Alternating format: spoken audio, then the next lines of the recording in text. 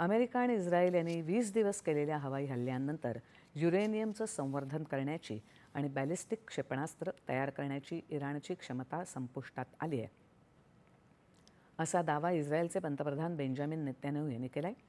मात्र त्यांनी या दाव्याच्या समर्थनार्थ फारसे लष्करी पुरावे किंवा ठोस दाखले दिलेले नाहीत.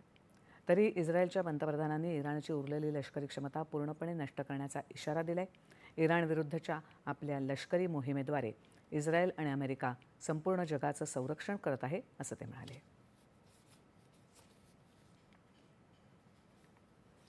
महत्त्वाच्या जागतिक तेल मार्गात अडथळा आणून इराण जगाला वेठीस धरण्याचा प्रयत्न करत असल्याचा आरोप करत असे प्रयत्न यशस्वी होणार नाहीत, असं नेतन्याहू यांनी म्हटलं आहे.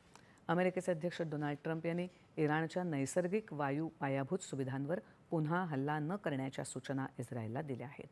ऊर्जा सुविधांवरील हल्ल्यांमुळे ऊर्जेच्या किमती गगनाला भिडत असल्याचं ट्रम्प यांनी म्हटलंय.